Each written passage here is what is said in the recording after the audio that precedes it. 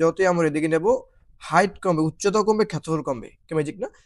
একই দৈর্ঘ্যের বাহু বিশিষ্ট বর্গক্ষেত্র এবং রম্বসের ক্ষেত্রফলের মধ্যে কোনো পার্থক্য হতে পারে? এরা কি সমান হবে না অসমান হবে? এই হলো প্রশ্ন। মূলত শ্রদ্ধা খায়রুল স্যার আমার এক ভিডিও পোস্টের কমেন্টে তিনি অনুরোধ করেছেন এই বিষয়ে ক্লাস বানানোর জন্য। তো তারই অনুরোধের পরিপ্রেক্ষিতে আমি ক্লাস বানাচ্ছি। সেটা হলো, আগে বোঝার চেষ্টা করি যে এই যে প্রশ্নের কৌতূহলটা কোত্থেকে আসলো, মানে এই বিষয়ে প্রশ্ন হওয়া উচিত কিনা, মানে কৌতূহলটা আসার প্রেক্ষাপটটা কি। সেটা হলো, দেখুন এই হলো বর্গ, তাই না? এই হলো বর্গ। এই বর্গটিকে যদি আমরা ডান দিকে নাড়াই, বাম দিকে নাড়াই, হয়ে গেল রম্বস। এক্স্যাক্টলি সেম বাহু বিশিষ্ট আগে ছিল বর্গ, একটু নাড়ালে চাড়ালে হয়ে যায় রম্বস। এখন যেহেতু এক্স্যাক্টলি সেম দৈর্ঘ্যের বাহু, এখন তাদের ক্ষেত্রফলের মধ্যে পার্থক্য আসলে হতে পারে কিনা, ঠিক না? যেহেতু বাহুর দৈর্ঘ্য সেম এবং এই বর্গ থেকে রম্বস একটু নাড়ালে হয়ে যায়, হতে পারে কিনা? এই হলো প্রশ্নের কৌতূহলটা, হতে পারে কিনা। বন্ধুরা, আগে আমরা বোঝার চেষ্টা করি যে এই বর্গক্ষেত্রের ক্ষেত্রফল হয় কিভাবে। সবাই জানি আমরা বর্গক্ষেত্রের ক্ষেত্রফল হলো বাহু গুণ বাহু, তাই না?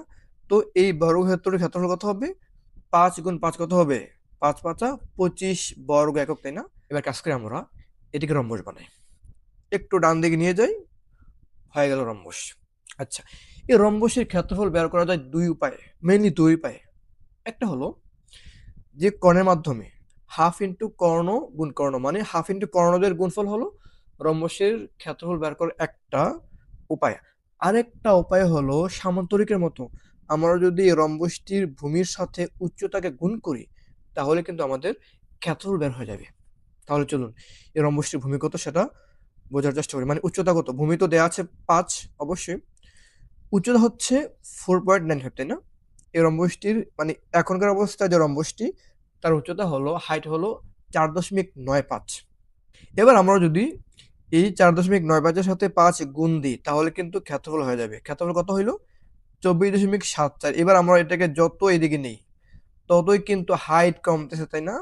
হাইট কমতেছে এবং ক্ষেত্রফল কমতেছে। যতই আমরা এদিকে নেব হাইট কমবে, উচ্চতা কমবে, ক্ষেত্রফল কমবে। কি ম্যাজিক না? কারণ এই হাইট বা উচ্চতার সঙ্গে এই ভূমির গুণফলই তো ক্ষেত্রফল। তো যদি একটি গুণ্য বা গুণক যদি ছোট হয় তাহলে অবশ্যই ক্ষেত্রফলে সেটা ছোট হবে, কমে যাবে।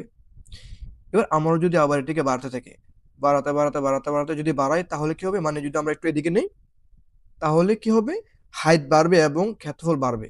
কিন্তু বাড়তে বাড়তে যখনই আমরা একদম হাইটের সর্বোচ্চ অবস্থা চলে যাবে তখন কিন্তু বর্গ হয়ে গেল, বুঝলেন?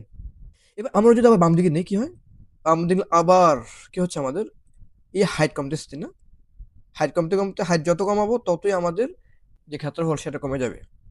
মানে মোট কথা হলো এই রম্বসের উচ্চতা, রম্বসের সর্বোচ্চ উচ্চতা হলো বর্গ অবস্থায়। আর আপনি যদি সর্বোচ্চ উচ্চতা নিয়ে যান তখন এটা আর রম্বস থাকবে না, হয়ে যাবে বর্গ। আর যদি বর্গ বা সর্বোচ্চ উচ্চতা থেকে ডান দিকে বাম দিকে নেন তখন রম্বস হবে। আর উচ্চতা কমতে থাকবে, আর উচ্চতা কমলে অবশ্যই ক্ষেত্রফল ছোট হয়ে যাবে।